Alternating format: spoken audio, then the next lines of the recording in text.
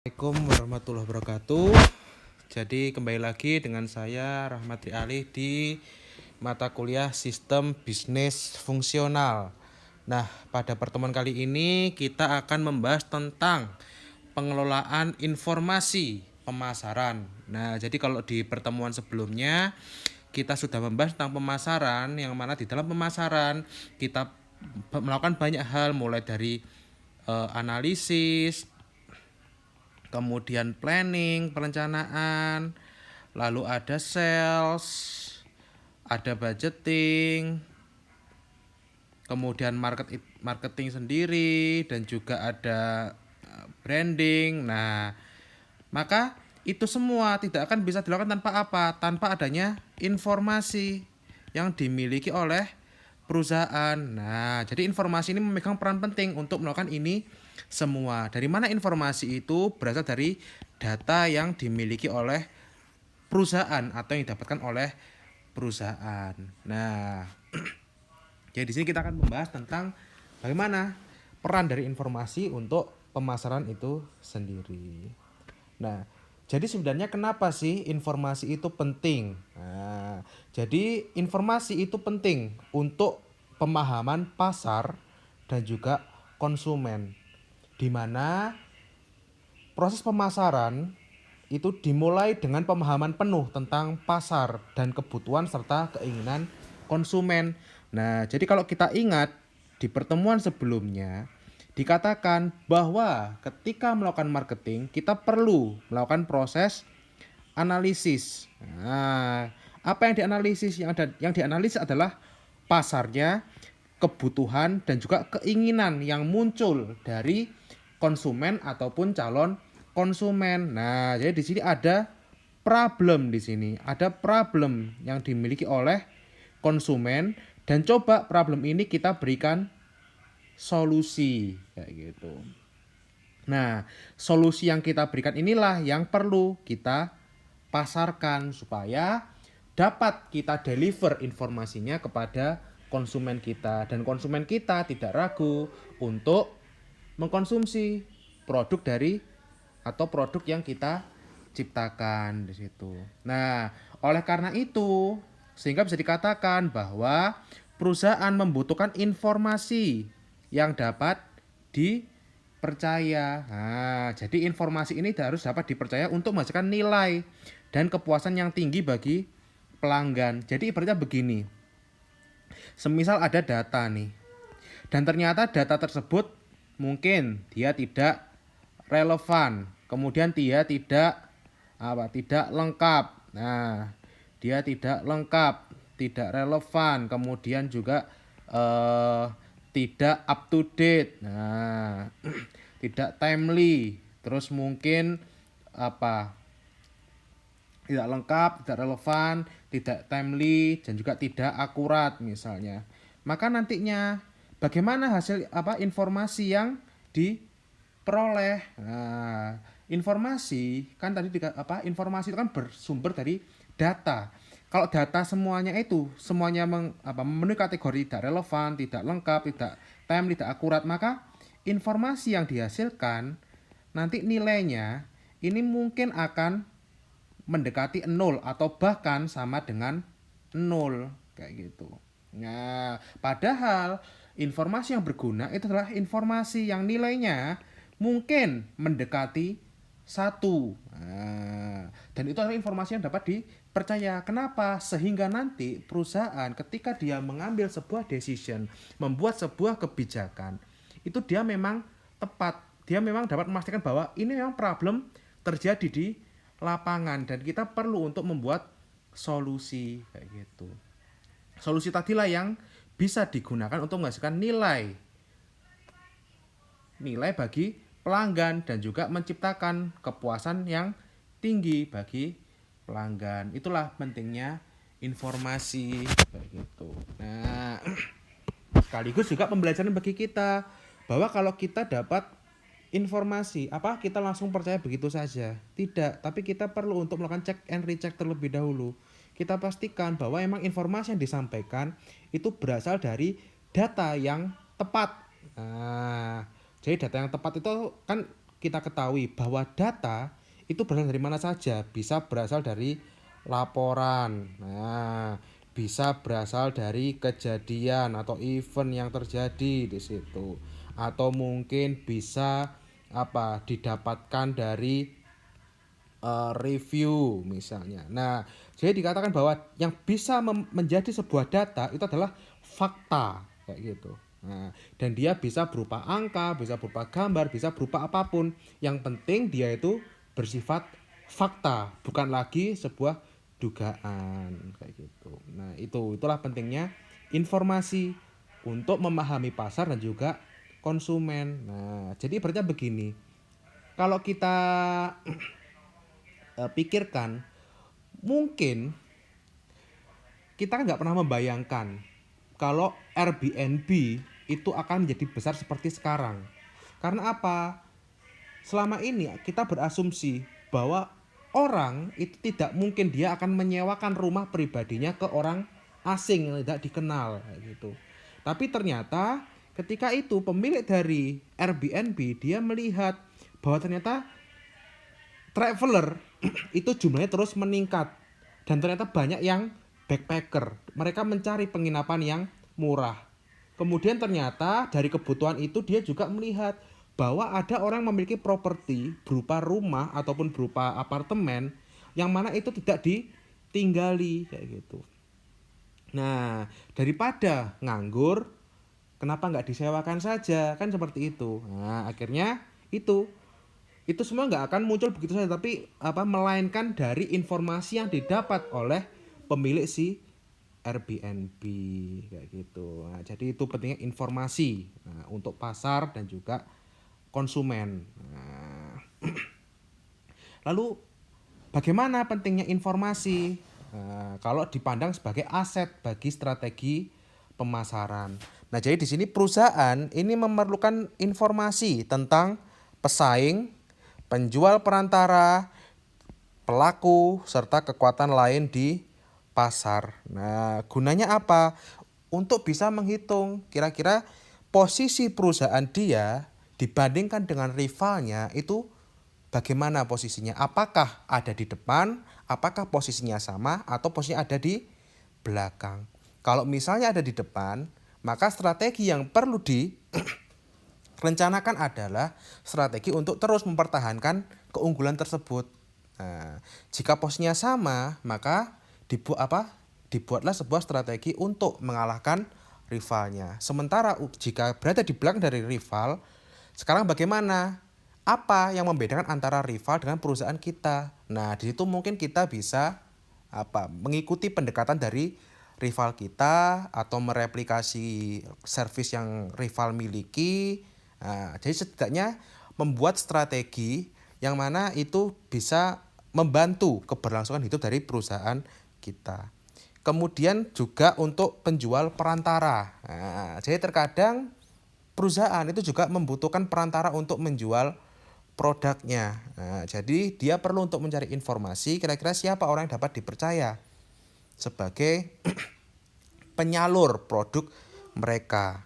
Nah, dan juga pelakunya. Nah, dan juga mungkin kekuatan lain di pasar. Nah, kekuatan lain di pasar ini mungkin kita akan membahas mungkin dari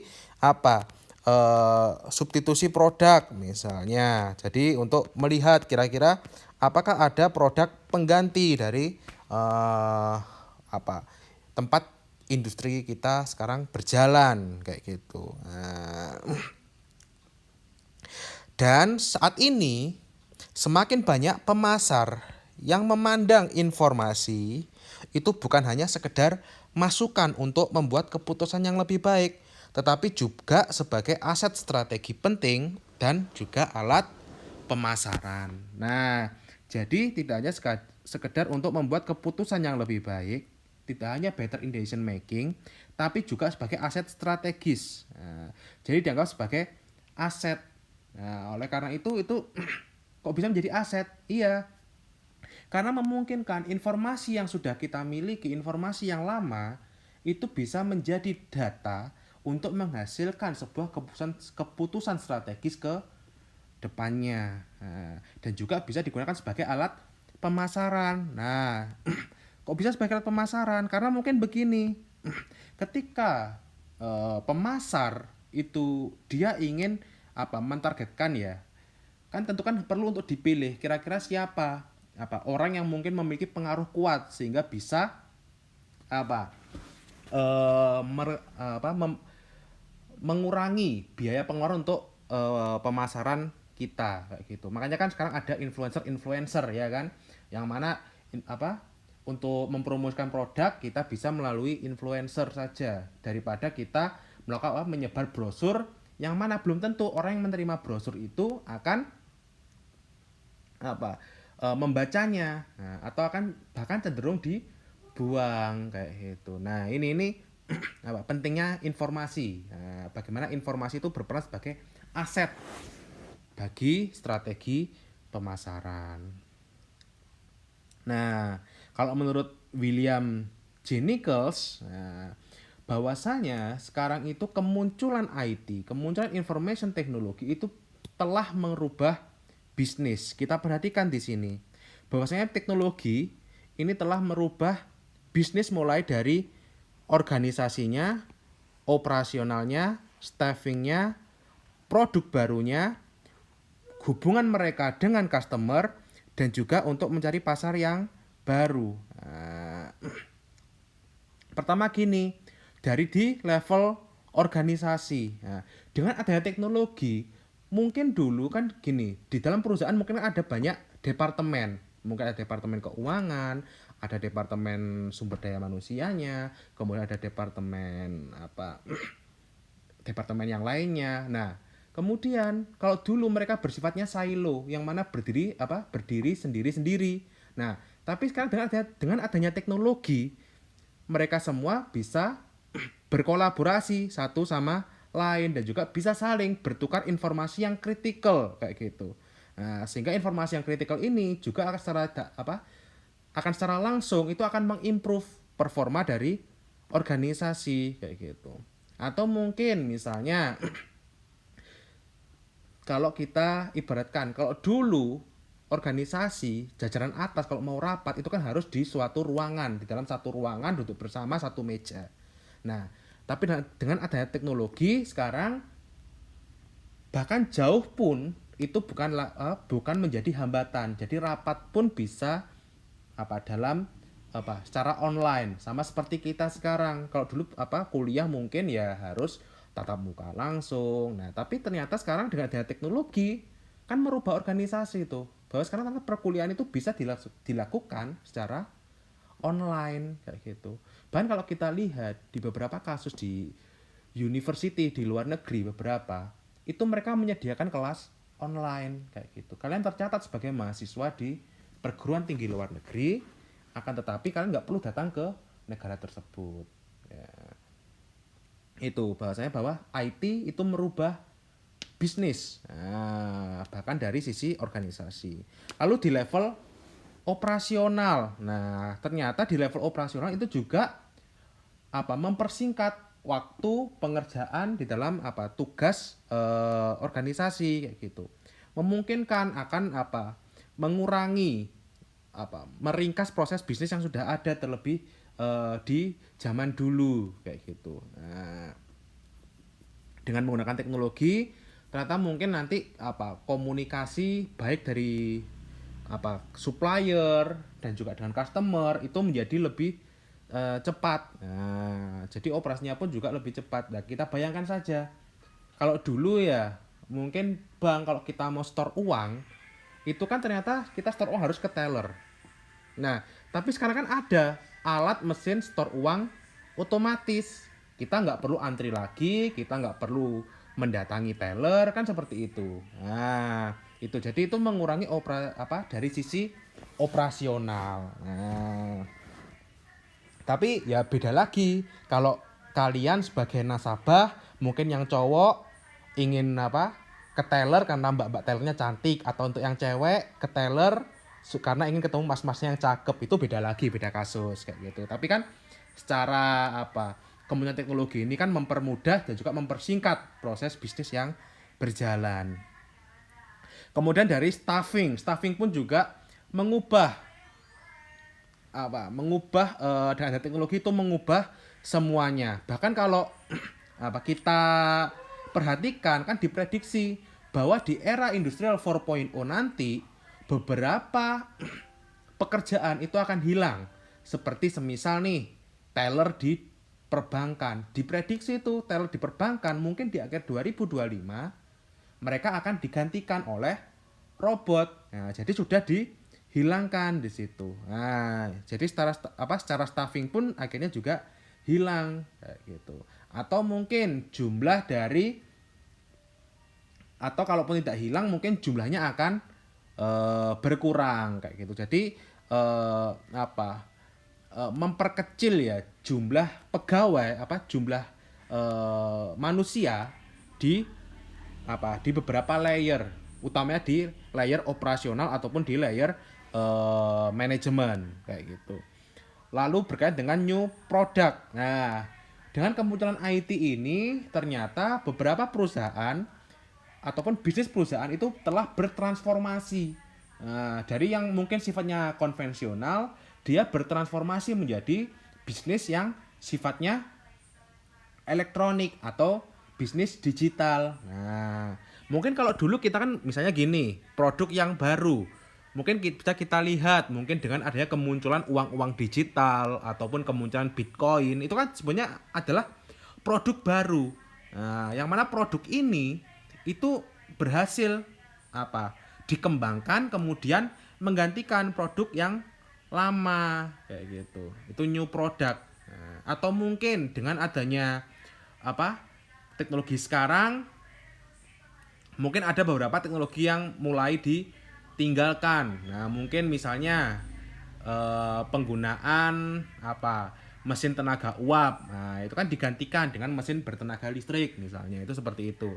Jadi new product atau sekarang mobil-mobil sudah mulai ada yang driver otomatis ataupun mungkin juga yang bisa parkir secara otomatis kayak gitu. Nah, itu tidak menutup kemungkinan nanti mobil-mobil yang sifatnya masih manual, parkirnya masih harus manual, kemudian kita yang punya mobil harus nyetir sendiri, itu tidak menutup kemungkinan itu akan hilang kayak gitu.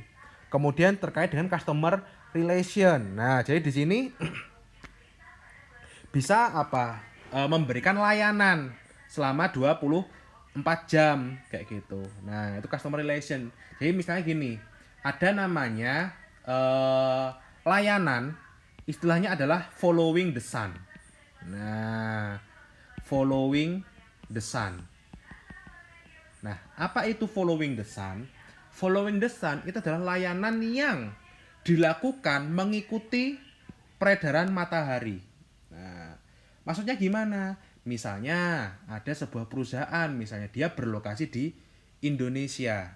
Nah, tapi ternyata dia punya kantor cabang, misalnya di Amerika. Nah, ketika mungkin orang yang ada di Indonesia, dia butuh bantuan jam 12 malam, kan nanti ada pegawai yang jam 12 malam itu tidak standby. Akhirnya ketika melakukan call ke bagian layanan, dialihkanlah ke perusahaan yang ada di Amerika yang ketika jam 12 malam di Indonesia, di Amerika mungkin jam 12 siang waktunya sedang beroperasi kayak gitu. Nah, itu terjadi kayak gitu. Nah, itu dan ini meningkatkan hubungan dengan pelanggan. Lalu ada namanya istilahnya new market. Nah, jadi di sini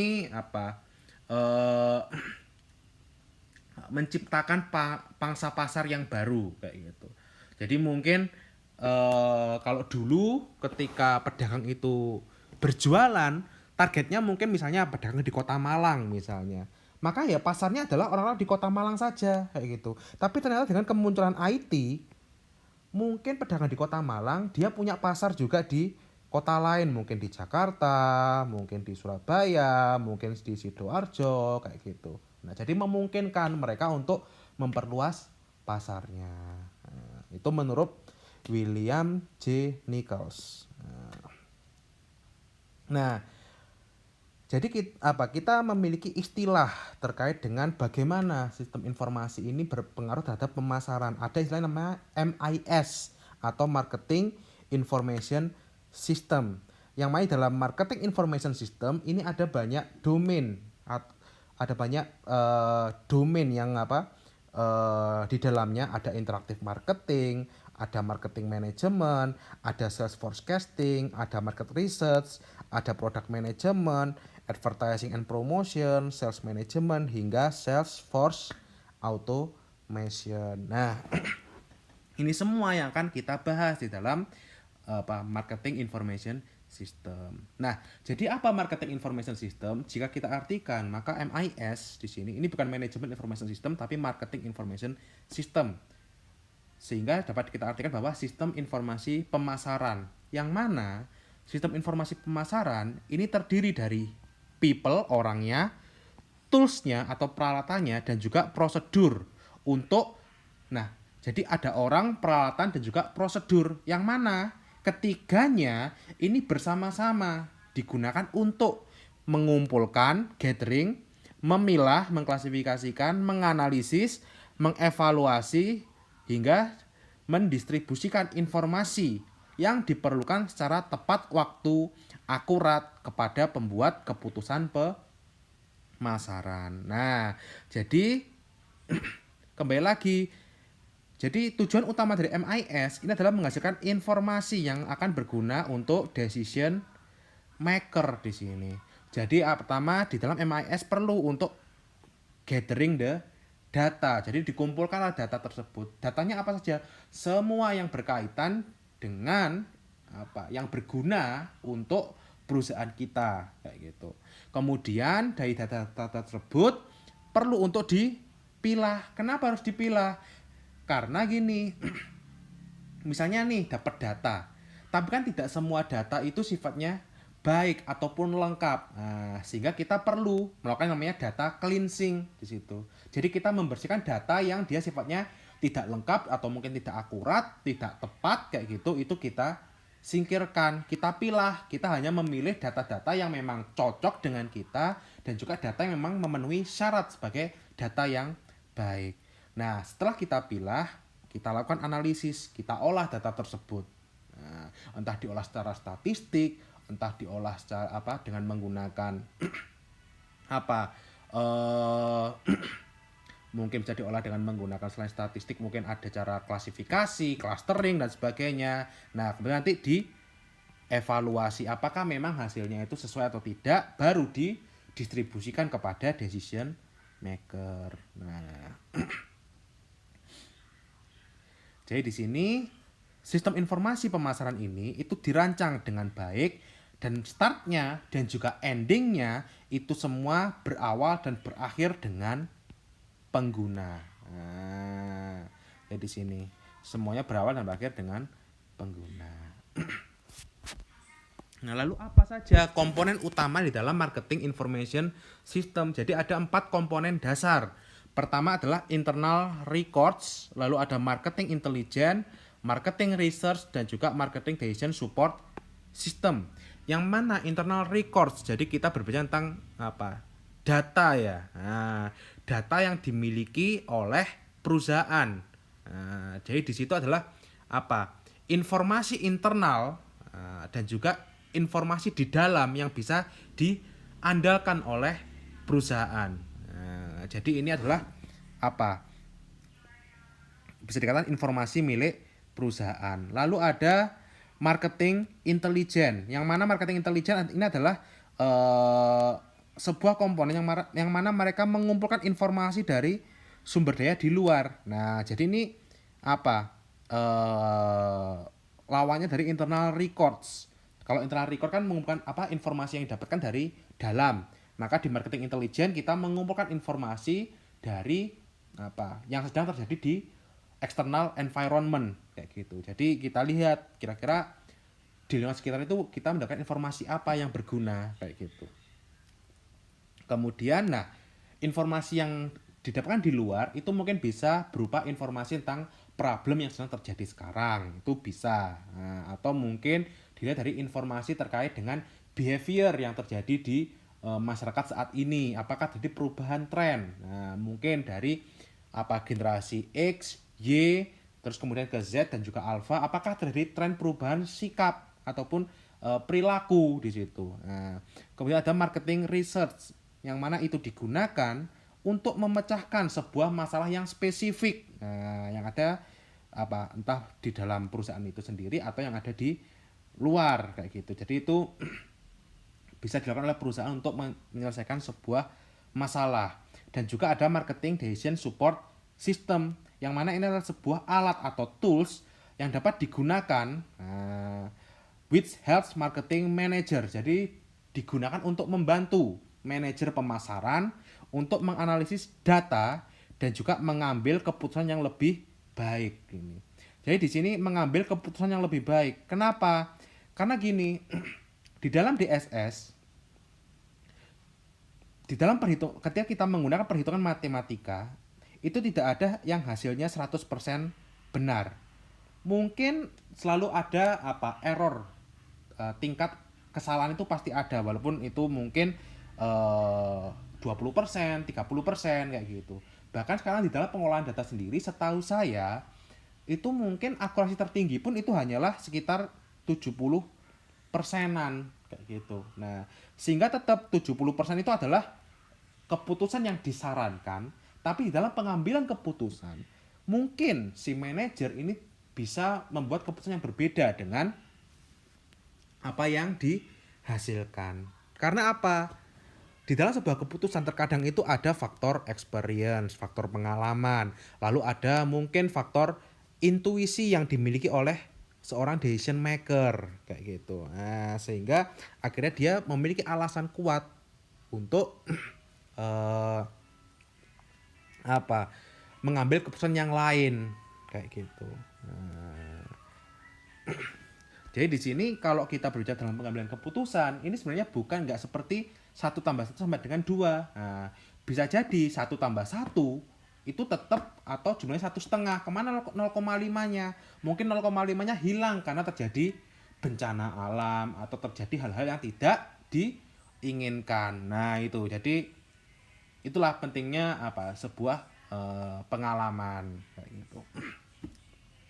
Nah, lalu dalam sistem informasi pemasaran ada 3 langkah yang perlu untuk dilakukan. Pertama, MIS itu perlu untuk melakukan menilai kebutuhan informasi. Jadi di sini sistem informasi pemasaran terutama ketika dia melayani manajer pemasaran perusahaan dan juga manajer lainnya, itu dia juga memberikan informasi untuk mitra eksternal kayak gitu. Nah, jadi di sini dilihat nilai dari kebutuhan informasinya seperti apa. Apakah dari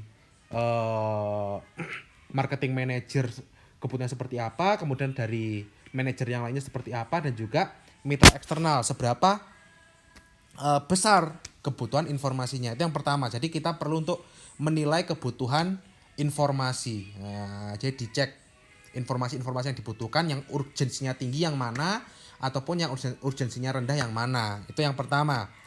Lalu yang kedua, MIS ini mengembangkan informasi dari database internal dan juga kegiatan intelijen pemasaran atau eksternal dan juga riset pemasaran. Nah, jadi di sini pertama adalah dari database internal. Jadi database internal itu memberikan informasi terkait dengan operasi dan juga terkait dengan departemen yang ada di dalam lingkungan internal organisasi kayak gitu. Harus tahu kira-kira current operasinya seperti apa. Nah, current operasinya seperti apa. Kemudian mungkin juga harus tahu kira-kira antar departemen misalnya itu ada operation yang saling timbang tindih atau tidak, atau mungkin ada yang perlu berkoordinasi atau tidak kayak gitu. Itu di database internal dan itu harus diketahui. Karena apa? Dengan kita mengetahui operasi yang ada di dalam perusahaan kita seperti apa dan juga tahu kira-kira departemen apa saja yang terlibat, maka nantinya mungkin kita bisa memaksimalkan operasi tersebut dan juga atau mungkin kita bisa mengembangkan operasi tersebut menjadi lebih baik lagi di situ. Nah, dan data semacam itu dapat diperoleh dengan cepat dan murah, tetapi seringkali harus disesuaikan dengan keputusan pemasaran kayak gitu. Nah, ini. Jadi bisa jadi misalnya kita mengambil keputusan dalam pemasaran, tapi ternyata operasional di internal perusahaan itu mungkin tidak memperbolehkan untuk melakukan hal seperti itu kayak gitu. Nah, jadi gimana? Apakah apa harus ada yang dirubah kah? Entah mungkin dari keputusannya kah atau mungkin dari misalnya operasi perusahaan kah yang dirubah. Nah, itu akan mempengaruhi semua. Lalu juga aktivitas intelijen pemasaran yang mana itu menyediakan informasi setiap hari tentang perkembangan di lingkungan pemasaran eksternal. Jadi di sini mengawasi kira-kira semacam mengawasi kira-kira tren yang ada di luar itu seperti apa, kemudian mungkin behavioral changing itu ada apa terjadi behavioral changing atau tidak. Nah, ini semua dipertimbangkan, semuanya diterima. Nah, untuk membaca kira-kira perubahan di lingkungan eksternal itu seperti apa gitu. Kemudian ada riset pasar, yang mana riset pasar ini terdiri dari kumpulan informasi yang relevan dengan masalah pemasaran tertentu yang dihadapi oleh perusahaan. Nah, jadi perusahaan punya problem apa, kemudian di riset. Nah, perlu untuk dihadapi. Nah, kemudian akhirnya bisa mendapatkan informasi yang mana informasi itu memang diperlukan untuk menyelesaikan problem yang ada saat ini kayak gitu. Nah, ini market research. Di mana market research kita lihat di sini ada banyak contohnya, ada misalnya identify trend, kemudian ada market research ataupun analisis report, kemudian ada perencanaan marketing, melakukan SWOT analisis, location analysis report, melakukan analisis persaingan, kemudian target market analisis, kemudian melihat kompetitor dari domestik juga internasional, dan juga melakukan analisis harga. Nah, itu semua bisa dilakukan untuk market analisis. Nah, jadi semisal nih kita menghadapi masalah, kita nggak tahu, wah kira-kira tren yang disukai anak-anak milenial itu seperti apa ya. Nah, maka perlu melakukan riset keluar untuk mengetahui kira-kira trennya seperti apa. Atau dilihat dari report yang sekarang, kemudian perencanaan marketing, atau mungkin melalui SWOT analisis. Nah, dilihat strength yang dimiliki perusahaan apa, strength-nya, kemudian kita analisis juga weakness perusahaan apa. Nah, kemudian dari strength dan juga weakness ini perlu untuk dipertemukan dengan opportunity dan juga ancaman atau threat yang ada di lingkungan sekitar. Nah, gitu. Jadi dilihat kira-kira ada ancaman apa dan juga ada peluang apa. Nah, misalnya ada ancaman A. Nah, kira-kira ancaman A ini bisa menyerang weakness perusahaan atau tidak, kayak gitu.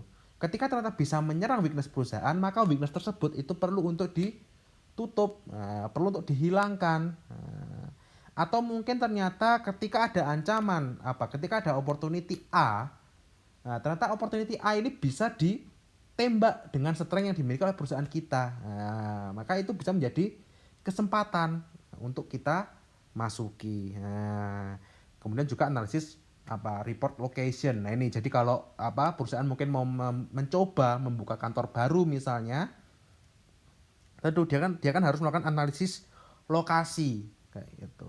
Kira-kira nanti bagaimana prospek lokasinya. Itu kan bisa terjadi. Tuh, jadi itu semua banyak. Atau misalnya dari analisis harga misalnya, kan perlu analisis tuh, kira-kira kan nggak mungkin harga di kota A kemudian di kota B, kota C itu dipukul rata sama.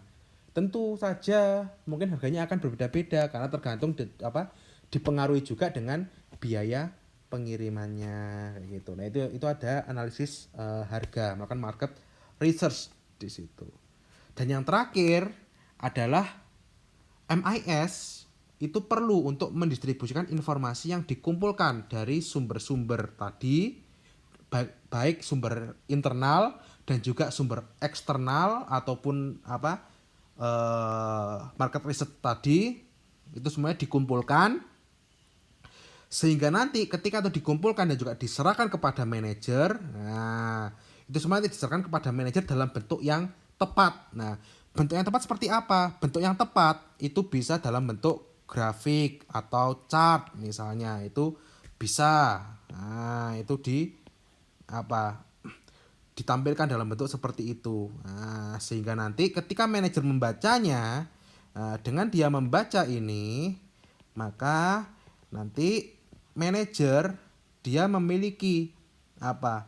Dia sudah mendapatkan pengetahuan, dia punya informasi terkait dengan apa yang sudah disampaikan dari MIS, kemudian bisa menghasilkan namanya better decision atau keputusan yang lebih baik di situ. Nah, itu adalah marketing information system. Sekaligus mengakhiri sesi pertama dari perkuliahan kita minggu ini. Nah, jadi itu dulu.